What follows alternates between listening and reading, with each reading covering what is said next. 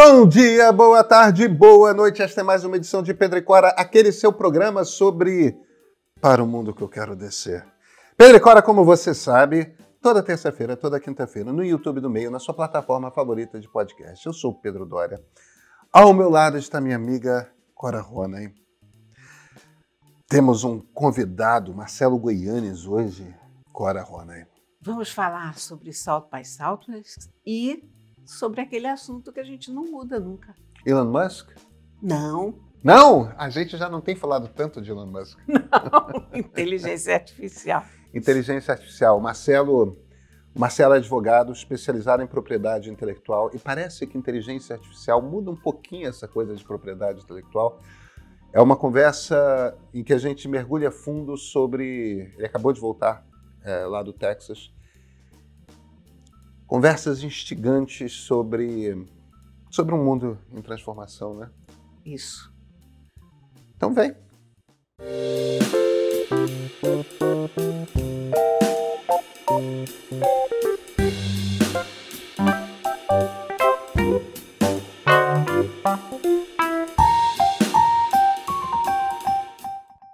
Marcelo Goianes, cara, muito obrigado por estar aqui para esse papo.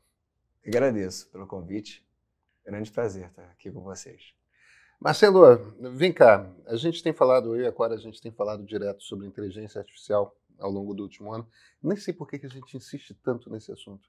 Também não sei. É uma mania que a gente pegou, né? É uma mania. A gente tem que mudar de assunto. Vamos falar, sei lá, tem outro assunto? de tablets. Existe? Os tablets não são empolgantes? Não. Vamos falar de metaverso? Não. Parece Metaverso, olha. Marcelo, você acaba de voltar da South by Southwest e evidentemente, essa discussão está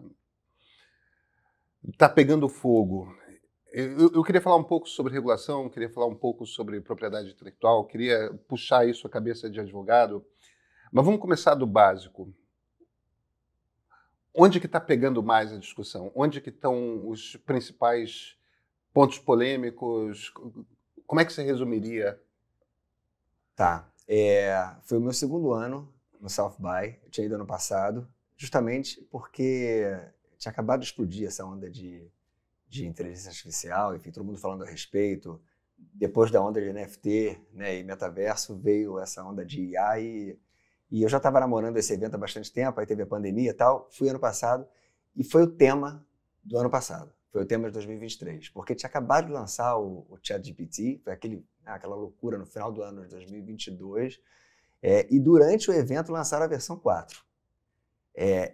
E ali o frisson era ensurdecedor, porque existia ainda aquela crença, ainda existe, mas existia um temor real de que o ser humano estava realmente correndo um perigo iminente de uma substituição por máquinas, algo que não se sabia ainda onde podia parar e não tinha regulação nenhuma. Enfim, a própria indústria de desenvolvedores clamando por regulação, teve esse momento, aí depois veio aquela carta.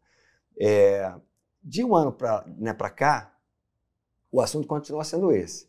Foram mais de 1000 apresentações entre palestras, workshops, sobre inteligência artificial. Mais de 1000 eventos falando desse mesmo tema. Então foi o único tema que se abordou, só que naquela amplitude toda do South by Southwest que tem de educação, a transporte, a clima, a copyright, enfim, todos os segmentos ali unidos, mas falando sobre esse mesmo tema. Eu acho que mudou muito a percepção, pelo menos dos participantes, tanto do público que foi ouvir, quanto dos palestrantes, sobre as ameaças e as vantagens do uso dessas ferramentas. Acho que houve uma acomodação inicial, até porque, durante esse ano que passou, houve legislação no mundo a respeito que permitiu uma possibilidade de um controle mais assertivo sobre essa tecnologia. Mas quais são as ameaças? Qual o medo? O medo que se fala tanto inicialmente de questão de geração de empregos, né? Geração de empregos os empregos vão acabar, seremos substituídos por máquinas. E aí tem uma discussão de que o emprego é uma coisa e trabalho é outra. O trabalho pode até aumentar, como já tem reportes a respeito.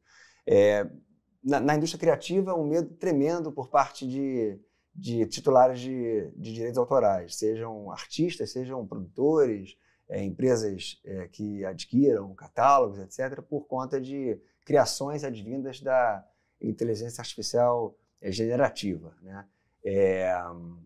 Por parte da sociedade em geral, os crimes que podem ser cometidos, né? Com deepfakes, com essas emulações todas que a gente tem visto, e aí ameaças à democracia por conta, né, de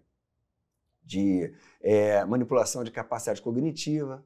E aí o medo maior que existia, que era o medo do controle realmente dos robôs, controle dos humanos pelos robôs. O que seria isso?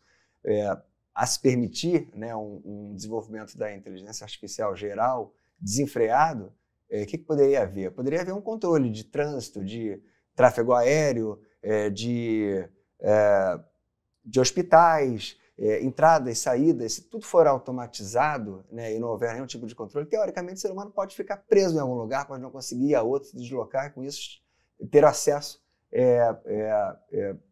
comprometido para algum tipo de serviço essencial. Então, resumo, acho que é isso. Mas não havia um certo alarmismo nisso? Você acha que, passado um ano, a gente conseguiu colocar as coisas em perspectiva? Eu acredito que sim. Eu voltei muito mais confortável com relação a esse pensamento. No ano passado, eu confesso que, acho que foi no último dia, eu assisti uma apresentação que falava do crescimento da computação quântica, que, se associada a essa evolução da IA, poderia gerar esse monstro capaz de controlar a humanidade. E teoricamente, a tecnologia pode chegar a um ponto que nos torne menos capazes de desligar o botão, né?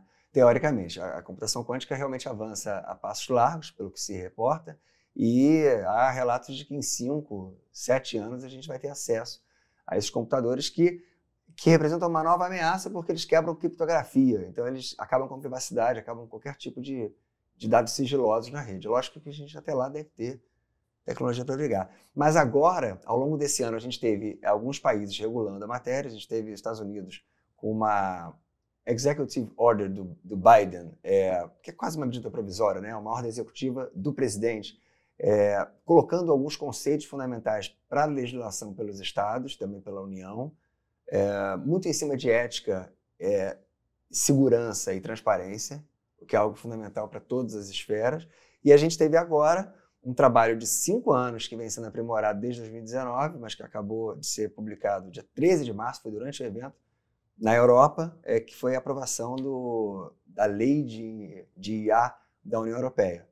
É ainda uma lei que vai depender de implementação, é uma diretiva, né? Vai depender é um act, mas que vai depender de implementação por cada estado, por cada um dos 27 estados, mas que dá todos os conceitos, todos os parâmetros de segurança e de ética que a gente esperava. Então, isso traz um conforto que, até então, na virada do ano passado, eu não me lembro de existir.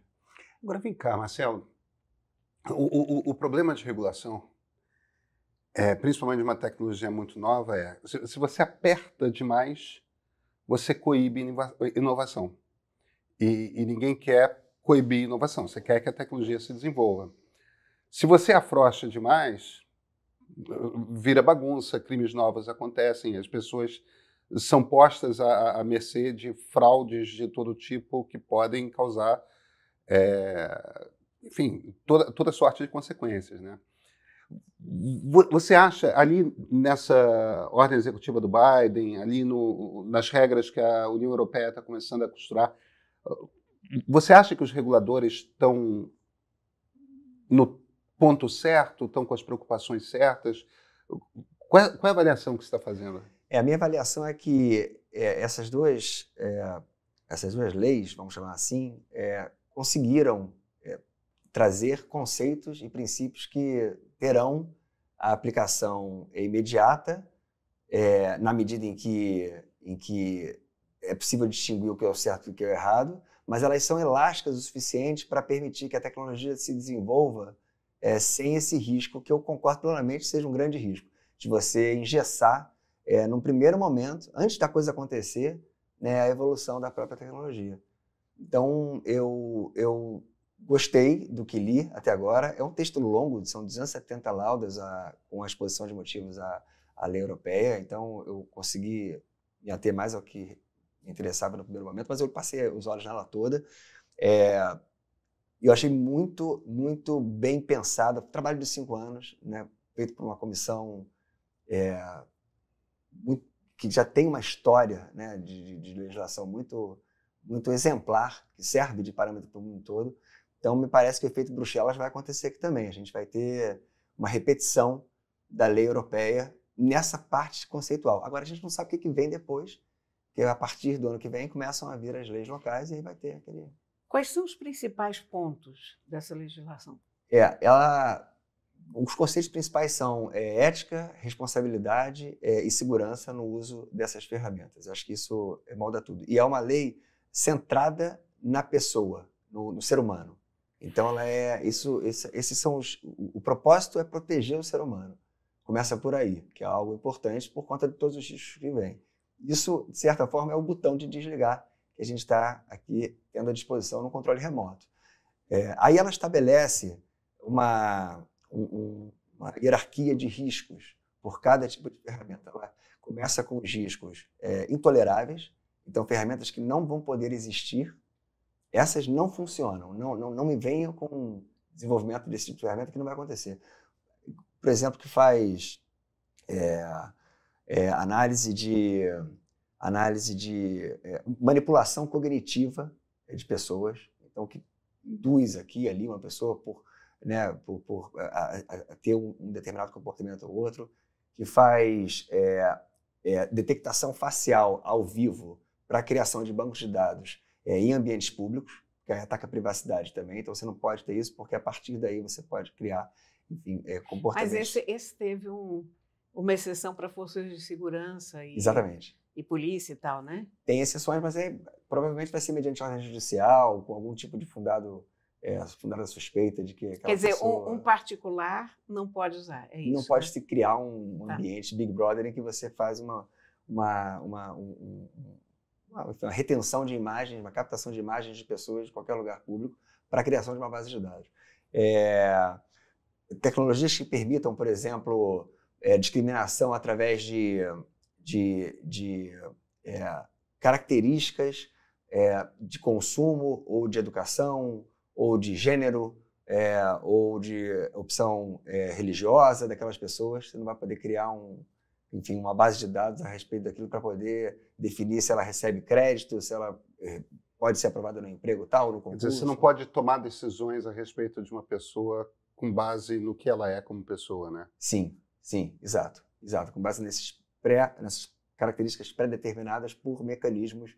Então, essas são as vedadas. Isso não vai existir, salvo com algumas exceções, que são geralmente para efeitos de prova, para efeitos judiciais. Aí você tem os high risks, que são as tecnologias, as ferramentas com risco alto. Essas tecnologias já estão em uso, né? Entende-se que o ChatGPT-4 é uma tecnologia de alto risco. Elas serão muito reguladas. Elas terão que ter a base de dados. Essa é uma questão fundamental. A base de dados que é usada para alimentar, né, e gerar os outputs terão que ser reveladas. Isso é uma novidade que atende a classe artística de uma forma... Uau! Esse talvez seja o grande motivo de... Cara, como é que você faz isso? Isso vai ser regulado. Porque vamos lá, uma das contas que tem é de que o ChatGPT-4, o GPT-4, é alimentado com uma quantidade de textos que um ser humano levaria 20 mil anos lendo. Quer dizer, a gente está falando de uma quantidade abissal de texto. Como é que você faz a lista de todos esses títulos? O tamanho desse arquivo é um troço gigantesco, percebe? Você não consegue inventariar isso. Exatamente. Mas você está tendo, na verdade, você está tendo já alguns acordos entre empresas, entre editoras, do modo geral, empresas de mídia, com desenvolvedores de inteligência artificial generativa. Foi o País, né? E Alguns jornais fizeram. Tem alguns jornais que fizeram já. Que licenciam o seu... Que licenciaram o seu conteúdo. Quem foi? Foi o País. O New York Times tem uma ação, né? New York Times tem uma ação, o Globo tem uma ação parecida com a do New York Times. Mas 2 empresas europeias, na semana passada, fizeram um acordo com a OpenAI. Né? Um deles foi o País, e não me lembro qual foi o outro. Você acha que isso que a Cora está descrevendo tende a ser a norma? Que o material de alimentar e treinar essas inteligências artificiais vai ter de ser licenciado? Eu acredito que sim. Quer dizer, você não consegue fazer com que essas ferramentas sejam realmente úteis, né, como elas estão sendo hoje, sem essa base de dados gigantesca, né? Porque linguagem é tudo, né? Enfim, são milhares de idiomas, tem DNA também, tem linguagem de computação, é uma base de dados que, para revelar, eu acho que eles vão ter que revelar as fontes, né? Não o conteúdo, porque realmente não vejo como se chegar a um conteúdo especificando. Mas é lógico que essa vai ser, talvez, uma das maiores batalhas para se saber o nível de revelação que vai ser necessário para essas empresas, essas ferramentas, cumprirem essa previsão do ato. Agora, eu acho que o acordo, sim, cada vez vai acontecer mais. Isso me lembra um pouco, voltando no tempo, quando a internet surgiu, né? Aquela furor de 1995, 6, aí vieram as ações contra o Napster e todos os outros P2P, e aí houve muito acordo, porque as ações geram prejuízo que fecham as empresas, né? E engraçado, eu assisti dias atrás a fala do Peter Deng, que é o head do ChatGPT. Ele foi lá. O legal do South by, voltando, né, para a origem aqui, é que você tem pessoas com muita influência e conhecimento no mercado falando. É lógico que elas não revelam tudo, mas elas revelam bastante para uma pessoa como eu aprender. Então eu fiquei assim, imerso durante esses dias, anotando tudo que eu podia, absorvendo tudo que eu podia, e o Peter Deng foi um desses que, numa conversa, uma entrevista de 1 hora, revelou alguns pontos interessantes sobre a OpenAI. E aí uma frase que ele falava, que ele falou e que o Sean Fanning, pode ser, do Napster? Era o Sean Fanning, pode, né? era. Agora eu me lembrei. Ele falou assim, a gente não Direto quer... do túnel do tempo, né? Direto. 20 agora não sei anos como é que atrás. eu me lembrei disso agora. Era um rapaz, um jovem, não é? Tinha Mas... 18, 19 anos. Né? Ele falou isso uma vez, antes de fazer a coisa, a gente não quer ter ação judicial, a gente não quer ser réu em ação judicial. Isso dá muito prejuízo, ainda mais nos Estados Unidos, né? Advogado cobrando hora alta por tempo, né? Timesheet, e com indenizações bilionárias. Agora, o que eu penso é o seguinte, é difícil você inventariar. Por outro lado, como é que uma empresa prova que o material dela está sendo usado, né? Sabe como é que o Stephen King fez? Usou frases inteiras dele? Começou a fazer perguntas de detalhes a respeito dos livros dele. Ah, sim. E o ChatGPT conhecia as respostas. É. Não tem outro jeito que não ter a gente está falando de um criador, Você imagina, como é que você aplica isso para a imprensa, digamos, para informações noticiosas? Não, é mais... Só pela redação, eventualmente, de você pegar uma redação parecida? Mas... Uma das preocupações das empresas jornalísticas, é uma preocupação do New York Times, eu sei que é uma preocupação no Globo, no Estado, na Folha também, é o problema as pessoas começarem, ainda mais agora que as ferramentas começam a fazer busca na web, como o GPT está fazendo, como a ferramenta do Google Bard também está fazendo, o receio é as pessoas começarem a fazer perguntas a respeito do que está acontecendo agora para a ferramenta, e a ferramenta vai lá no New York Times, dá uma doidinha, volta e responde, que é exatamente isso que você está descrevendo. O New York Times provou a violação de direitos, essa ação é interessantíssima, e eu acho que vai ser paradigmática ali, porque é a primeira grande nesse sentido. Tem a da Getty Images também, mas essa é mais interessante, porque nas provas que o New York Times apresentou nessa ação, ela de certa forma, induziu a máquina a demonstrar que estava usando textos de colunistas, de matérias publicadas nos jornais. E aí, uma das defesas do OpenAI é que você não pode induzir a máquina a usar aquilo que ela vai buscar. Se a pesquisa fosse independente... É isso. Entendeu? Então, isso é outro aspecto, mas aquele negócio também da disputa, sobretudo nos Estados Unidos, né? Você usa argumento que tira de algum lugar. Porque, na verdade, a ferramenta faz buscas na web também. Sim. Então, se o material está na web, é legítimo ela buscar. Não quer dizer que seja a base com a qual ela foi treinada. Significa que ela fez uma pesquisa na internet e encontrou esse material lá. Não? Como um buscador, né? Como um buscador, como o Google buscaria. Aí tem a discussão filosófica se o ser humano, o artista, o jornalista, o advogado que cria uma petição, um texto, ele também não busca informação no acervo cultural da humanidade? Busca também. Ele não vai aos livros? Mas a máquina vai muito maior o número. Mas qual é a ilicitude disso? Bom, aí hoje já tem uma posição um pouco mais definida de que não é só o acesso. Essa base de dados, quando ela é utilizada para fins comerciais, ela faz uma cópia, ainda que seja transitória, para que o output venha.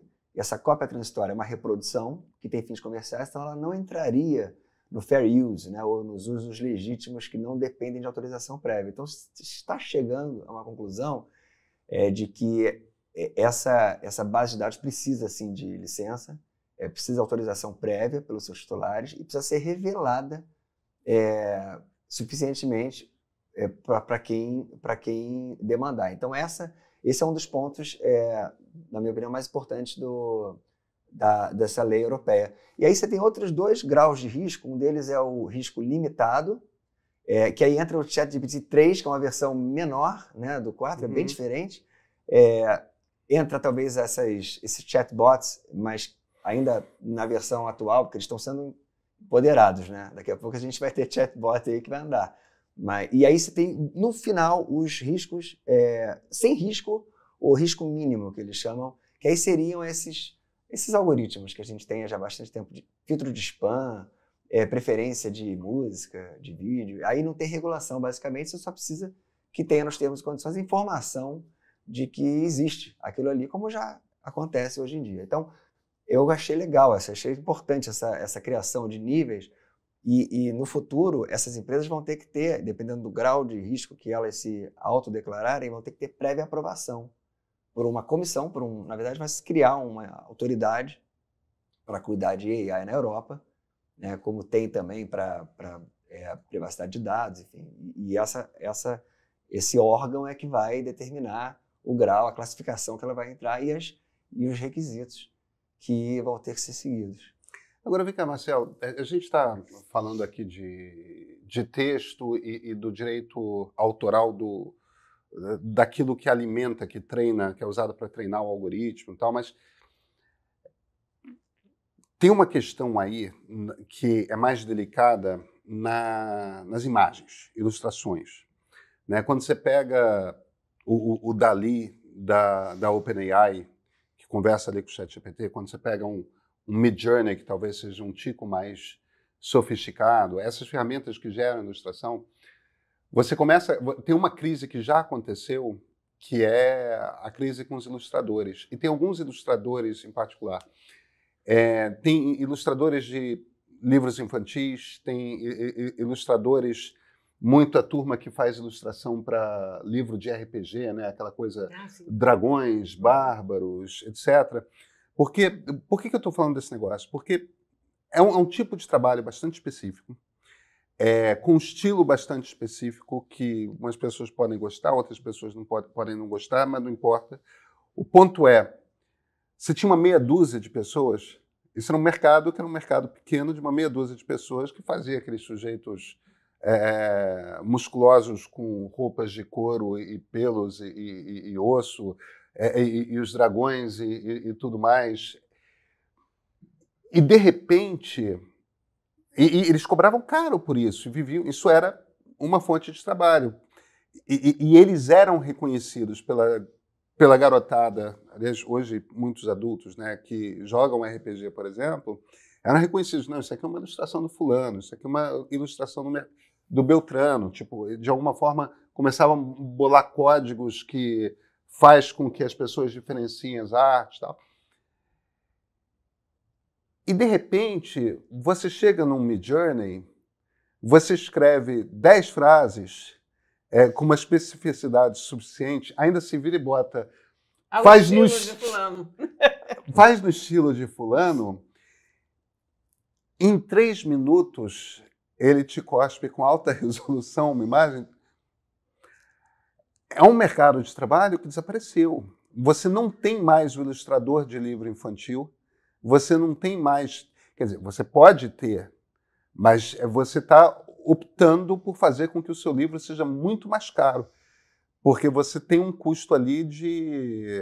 Enquanto que... Olha, eu acho que não é tão radical, eu acho que você ainda não tem. O Midjourney agora implementou uma função espetacular, com a qual eu já comecei a brincar, em que você, depois que gera uma imagem qualquer que você gostou, você usa um código para manter o rosto daquele personagem. Então você tem. Então você começa a gerar várias fotografias, ou várias ilustrações, ou várias o quê, não importa o quê, sempre com a manutenção do rosto daquele personagem, daquela personagem. De forma que você cria uma coleção de ilustrações. Ó, a menininha agora está brincando na neve, agora a menininha está brincando na praia, agora a menininha está brincando no alto da montanha, agora a menininha... Isso eu não sabia. Tem uma semana isso, Cora, não tem nenhum... Eu já estava aqui e digo, gente, como perdi isso? Não, é super novo. A gente já está vendo alguns mercados desaparecerem, né? E, de certa forma, quando você rouba o estilo de uma determinada pessoa, você está roubando alguma coisa que tem algum tipo de valor jurídico? Estilo não, né? Isso é cruel, mas não. Estilo não. Quer dizer, conceito não. Estilo dependendo, né? Se for um traço pessoal, sim. Você concorda comigo que tem uma novidade aqui? Que uma coisa é um outro artista copiar o estilo de, sei lá, uma Margaret Mee, por exemplo, que fazia aquelas aquarelas de botânica, né? Um monte de aquarelista faz aquarelas que nem a Margaret Mee. Mas a Margaret Mee já fazia as aquarelas iguais. Essa é uma longa tradição Isso, pode ser. Da ilustração de botânica, é sempre igual. O ponto que eu estou fazendo aqui é que uma coisa é uma pessoa fazer uma cópia do estilo, mas ainda assim aquela pessoa tem que saber fazer um desenho, tem que saber fazer uma aquarela, tem um trabalho ali que aquela pessoa... A barreira de entrada é alta. O Midjourney, a barreira de entrada é 0. Porque o desenho depende muito faço. Pois é. O desenhista, né, é uma técnica inata. Você nasce com aquela habilidade ou não nasce. É né? isso. Realmente. E essas ferramentas permitem que quem não tem aquela habilidade possa fazer um desenho com uma estética parecida, né? Isso é um dos pontos de grande discussão. Isso seria uma democratização da profissão de desenhista ou seria uma banalização da profissão? Quer dizer, tem essa discussão. Confesso que eu não tenho uma opinião, eu só sei que o desenhista hoje precisa saber usar essas ferramentas. E isso remete a uma série de apresentações que eu assisti desse ano, né, diferente do ano passado, que ainda existia uma resistência. Será que isso pega, não pega? Vai ser proibido, não vai? Como já existiu naquela época da internet no inicial também. Mas aí esse ano não. Esse ano é o seguinte, olha, esse trem está passando. Tem um trem aí. Procura o seu vagão e pula, porque senão você não vai mais trabalhar com isso. Entendeu? O desenhista vai ter que saber usar. E talvez o desenhista, com aquela capacidade mesmo de desenho inato, o profissional de ontem, tenha uma visão diferente e consiga extrair do Midjourney um resultado diferente. Eu acho que basicamente é isso. Eu acho que qualquer artista, a grande diferença é que você tem uma imaginação, você tem um salto de imaginação que a maior parte das pessoas não tem. Então, você consegue... A gente teve esse exemplo recentemente, eu já testei aqui, daqueles gatos gigantes feitos em crochê. Não sei se você chegou a ver isso. Essa foi uma coisa que viralizou há 1 ou 2 semanas, que são umas esculturas de gatos feitas em crochê, mas gatos gigantescos, que têm a proporção para um humano inversa. Quer dizer, assim como um gato está para você, você estaria para esses gatos. Então, você tem lugares públicos, parecem aeroportos, ou qualquer coisa assim, com aquelas imensas esculturas de gatos feitas em crochê e as pessoas em volta maravilhadas. Onde é que vai passar na tua cabeça fazer uma escultura gigantesca de gato em crochê, por exemplo? Então, é esse tipo de coisa que vai fazer a diferença de uma pessoa para outra. É a imaginação. Não é a técnica com a qual aquilo é desenhado. É a capacidade de imaginar aquela situação, de criar um mundo. Eu comprei 2 livros essa semana de uma ilustradora coreana. Eu estou apaixonada. Se chama Rina Bayek. Faz livros para crianças. Um dos livros é O Picolé de Lua. Essa mulher construiu... Ela faz uma coisa como se fosse stop motion. As ilustrações de livro infantil. Ela construiu um prédiozinho, sei lá, 1 metro de altura, com vários andares, com caixas de sapato. Cada andar meticulosamente mobiliado, com os objetos dos bichinhos dentro. E aí ela desenha os bichinhos, recorta, bota lá e fotografa. Olha, é uma imaginação. E aí a lua está derretendo, que é um dia de muito calor. Esse detalhe de você inventar essa lua derretendo, de você imaginar que esses bichinhos moram num prédio que foi feito com 8 caixas de sapato. Você amanhã chega para o ChatGPT ou para o Midjourney e diz: me faça um prédio de 8 andares com caixas de sapato. Mas você tem que ter a ideia. Vamos fazer esse prédio com caixas de sapato. Vamos definir cada apartamento. A questão aqui é a seguinte: a imaginação dela é única. A realização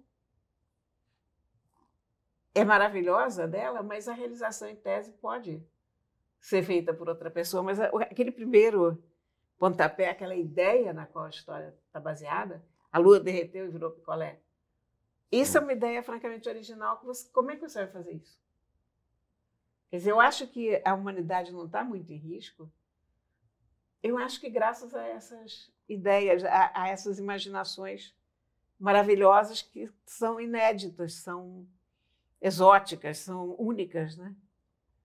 Eu tento concordar. Eu acho que a gente ainda tem essa vantagem sobre a máquina, né? Apesar da calculadora ser desse nível, né, que a gente está conversando em termos de evolução, a capacidade criativa do ser humano é algo que é difícil substituir. Ainda não vejo essa substituição. E o olhar do artista só o artista tem. A gente sabe a diferença, né? Então, mas requer uma adaptação, né? Requer uma adaptação imediata. Sob pena dele amanhã ter que mudar de profissão, literalmente. Porque aí você tem uma outra questão. Na música, por exemplo, você tem muita criação de música gerada por IA hoje em dia, né? Sobretudo música para academia, né? Música funcional, né? Que é o nome que se dá. Para almoçar, para café da manhã e tal. E hoje, a quantidade de fonogramas disponibilizados por dia nessas lojas passa de 100 mil. Quer dizer, na origem, a gente tinha essas lojas de música, você tinha 30 milhões de músicas disponíveis, que era uma enormidade quando isso surgiu. Hoje é papo de 120 milhões de músicas. Então é um excesso. Muitas delas, uma fatia delas, 10%, 15%, não são sequer ouvidas. E tem muita música que é colocada proveniente de IA, com atribuição de autoria falsa, né? Só para gerar royalty e a pessoa fica ganhando, a empresa fica ganhando, porque não existe uma verificação. Verificação pontual, caso a caso, é sempre por claim, né? A retirada é sempre por reclamação. Então essas músicas sem autor trazem a outra conclusão também, onde eu queria chegar. Na música, no desenho, nas artes em geral, a pessoa do criador exerce uma influência muito importante na aquisição daquele bem, no uso na leitura daquele livro, o diretor do filme X você quer seguir. Quando você não tem essa pessoa por trás, e você tem uma obra sintética que foi criada, eu acho que você tem um valor menor, você tem um valor estético ali, mas você não tem a alma do criador suportando, dando vida àquela criação. Então, eu acho que isso também tem uma questão de valor, né, e de importância envolvida nessas obras que são provenientes quase que puramente de uma geração do computador. A tendência que eu tenho visto, pelo menos, é de partir-se do princípio de que você não pode registrar algo que tenha sido gerado por uma inteligência artificial. Quer dizer, não tem um copyright, né? Não existe uma propriedade intelectual. A tendência seria essa, você me corrige se estiver errado. Vocês estão propondo aqui uma ideia que eu compro, que a gente até agora, quando a gente pensa no ilustrador, por exemplo, a gente pensava na arte como essencialmente uma habilidade que é quase uma habilidade da relação de uma habilidade física com uma habilidade de olhar. E agora a proposta com IA é que a arte está no olhar, na sensibilidade para gerar aquela imagem usando o texto, usando o prompt. Eu compro isso. Só que aí, se a gente considera que a arte está aí, e ela pode estar, aí você tem que poder registrar aquilo como uma criação humana, né? Como é que fica esse debate? Sim, é verdade. Você convidou para participar dessa conversa que eu sabia que estava vindo para o lugar certo. Esse tipo de colocação é que Exatamente, quer dizer, o que você vai valorizar agora para atribuir autoria, né? Acho que essa é a pergunta. E aí, o que a gente tem hoje são as decisões do US Copyright Office, que é o escritório de direitos autorais americano, que é algo que só tem lá, do jeito que é. Porque nos Estados Unidos, o registro para proteção autoral sempre foi obrigatório até, por volta de 80, os Estados Unidos aderiam à Convenção de Berna, que é uma convenção de direitos autorais mais importante do mundo, de 1886, enfim. Então, a tradição americana é registrar uma obra para ter proteção autoral. No resto do mundo não é assim, ou na boa parte do mundo. Os países que seguiram ali o sistema americano têm essa cultura. Então, o US Copyright Office acabou denegando 3 pedidos de registro de desenhos, porque na hora de você preencher o formulário, o autor tem que dizer se usou ou não alguma ferramenta, em que ponto usou. E ele disse que só usou a ferramenta que deu tais prompts. Ele foi correto, ele declarou corretamente. Ela falou, então você não tem proteção salvo sobre os seus prompts, salvo sobre a sua contribuição naquela criação. Ou seja, naquele caso não era nada. Ele surgiu justamente para criar uma discussão. E dali vieram outras decisões também conservadoras por parte do escritório de direitos autorais americano, denegando proteção, a não ser para a parte que foi criada sem a influência da máquina. E aí, no Brasil, a gente tem escritórios locais que registram obras autorais, né? Escola de Música, Belas Artes, Biblioteca Nacional, mas não é um registro obrigatório, como não é hoje nos Estados Unidos, para proteção. Então, a gente ainda não tem essa discussão. Mas o que se discute, o que se entende hoje no mundo sobre o regime de titularidade, de autoria das obras de output, né, criadas com as ferramentas, a primeira é que pertence a quem colocou os prompts, pertence a quem digitou e conseguiu o resultado usando a máquina. As próprias ferramentas transferem os direitos para quem fez esse trabalho. O segundo entendimento é esse mais conservador do escritório americano de direitos autorais, que você só tem titularidade sobre aquilo que você criou. Então, cabe a você desenvolver mais os prompts, pegar o primeiro desenho, continuar, chegar a um ponto em que a autoria é sua, e aí você vai revelar que aquela autoria é sua, você se torna proprietário. E existe uma terceira corrente, um pouco mais radical, mais purista em termos de direitos autorais, que entende o seguinte: se você não contribuiu minimamente com originalidade para a criação daquela obra, e aí há quem entenda que você não contribui com prompt, essa obra já nasce em domínio público, porque ela não tem autor. Então, são basicamente esses 3 entendimentos que hoje vigoram. Essa terceira é muito cruel, porque você vai ter uma situação sem autoria. Essa terceira é falsa, porque, na verdade, o prompt é uma grande sacada de imaginação. Ou não. Quer dizer, se você não tem imaginação, você vai gerar um prompt medíocre, aquilo também não vai ser procurado. Mas a imaginação de você buscar certos elementos em combinação com outros, isso é profundamente criativo. Pois é, aí eu concordo com você. Eu sei que você já brincou muito com essas ferramentas, como eu já brinquei. Eu não sei se você já usou. Marcelo, nunca é a primeira imagem. Nunca é, né? Nunca é a primeira imagem. Você vê aquelas 4 primeiras imagens que ele cria, aí você reescreve o seu prompt, exatamente. Aí você mexe, você vai chegando no que você quer, no que te entrega. É claro que tem um processo de criação ali. É claro que tem um processo criativo ali. Sabe que é de outra natureza, mas existe. Mas é criativo. Olha aqui, claro. Mas eu acho que tem uma coisa, eu acho que a gente está correndo aqui incidindo no mesmo vício, na mesma falta de visão que havia na época da fotografia, quando a fotografia apareceu, que as pessoas não consideravam uma arte. Vai acabar a pintura.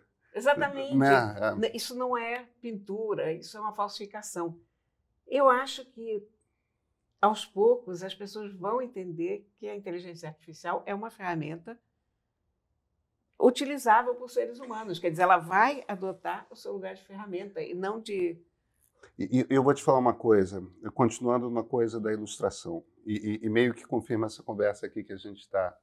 Um dos nossos designers, o Binho Miranda, que é o cara que no nosso curso de inteligência artificial dá o curso de IA para softwares de imagem, o Binho é um designer, sei lá, 35, 40 anos de carreira como designer, super designer, sempre muito, muito, muito ligado a novas tecnologias. Boa parte das coisas que ele produz para a gente hoje são usando o Midjourney. E ele consegue fazer com o Midjourney coisas que eu não consigo. E tem uma graça, tem uma leveza, tem um peso, tem uma densidade. Sempre tem um achado ali que é claro que o fato de ele ter um olhar de designer pesa ali no que ele consegue tirar da ferramenta. Eu acho que é isso. Agora, ele precisa se adaptar, precisa aprender a usar a ferramenta, né? Sim. Acho que é isso o caminho. E é um cara que é zero conservador, pelo contrário, tem fascínio por qualquer ferramenta nova, quer entender o que ela pode entregar e vai brincando, né? Mas a fotografia foi isso mesmo, né? Isso foi 800 e tanto, né? No século XIX, né? As pessoas não achavam válido como forma de arte. E houve protestos, né? Proibindo e tal, mas realmente. E depois teve também isso na música, né? Quando a gente começa a música eletrônica, os sintetizadores, acho que é o MIDI, né? Isso. Que fazia mixagens e tal, criava músicas, a música eletrônica, Kraftwerk, né? Enfim, quando nasce uma música completamente robótica, né? Enfim, cadê a criação? Apertou o botão aqui, mexeu no outro ali. Não, mas é música, foi criada, enfim, tem autor ali. Eu acho também que é uma fase de adaptação, e entender isso como ferramenta. Eu concordo plenamente com esse raciocínio. É uma coisa como se a gente dissesse, desenho feito com canetinha pilô não vale, tem que ser com tinta a óleo ou com aquarela. Não, as ferramentas tanto faz. O problema é quem está usando, né? E aí? Como é que isso vai ser um problema jurídico gigante para a próxima década? Eu acho que sim. Eu acho que a gente vai ter muita discussão e isso remete àquela sua questão de necessidade ou não de legislação a respeito, né? Porque existe sempre uma tendência, né, da inflação legislativa, né, de você querer colocar lei para tudo. E essa discussão, a última grande discussão sobre isso foi no final dos anos 90 com a internet. Foi muito parecida e eu gosto até de comparar esses dois momentos porque eu ainda acho que a revolução da internet foi muito maior do que essa atual, mas essa discussão é boa, né? Tem gente que acha que essa atual é a maior. Eu acho que é. Eu não sei o que vai acontecer, mas por enquanto... Não, eu acho que o que a gente viu até agora, a internet é maior. Na verdade, Cora, eu acho que é a mesma revolução. Tá? Talvez, é verdade, eu acho que é a mesma da outra. É como se a gente tivesse acabado de ver, tipo, 30 anos atrás a gente viu em Manchester as primeiras fábricas de tecelagem e agora estão fazendo roupa. Não, essa fábrica que faz roupa é uma revolução muito maior do que aquela fábrica que só fazia tecido. E, no fim das contas, hoje, 3 séculos depois, a gente fala, não, o nome daquilo é Revolução Industrial. É uma coisa só. Entende? Faz todo sentido, eu concordo com você. E isso remete a uma apresentação de uma futurologista, mas que tem um passado, esse termo eu não adoro, mas tem um passado em empresas de tecnologia muito grande, que é a Amy Webb. Ela é muito festejada, enfim, é uma das apresentações mais comentadas do South by.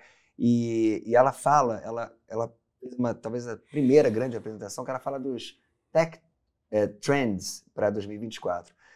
E ela começa a apresentação falando que a gente provavelmente está vivendo um super ciclo de desenvolvimento tecnológico que começa justamente no final dos anos 90, com a internet, com a digitalização, a revolução digital, aquilo tudo, e que está longe de acabar, mas é um super ciclo, que é um termo usado na economia para uma mudança de parâmetro tão grande que muda o tecido da humanidade. E ela atribui esse super ciclo de desenvolvimento tecnológico a, basicamente, a inteligência artificial, que fez, talvez nos últimos 10 anos, né? A gente está falando da generativa agora, mas ela tem 50, né? Mas machine learning é... 15. Se o primeiro algoritmo útil de machine learning que eu lembro existir é o algoritmo de recomendação da Amazon, de qual livro você tem que comprar baseado na sua compra anterior. Isso é 2000, 2001, 2002. 20 anos. Poucos anos. Aí ela atribui a IA, né? Atribui a biotecnologia, também é uma revolução tremenda que a gente está vivendo por conta dessa revolução tecnológica, e também as wearable devices, de todos os tipos, né? O óculos e o tag, tudo que a gente está vivendo, que terão tem aplicação nos seres humanos, nas coisas, nos animais, ela cita especificamente os pets, e que essa combinação caracteriza um super ciclo de desenvolvimento tecnológico. Achei interessante colocar isso porque são as mesmas questões, mas é uma continuação, como você falou. A gente não está, talvez, numa segunda fase, ou talvez esteja numa segunda fase da mesma coisa, né? E aí precisou de lei para a internet.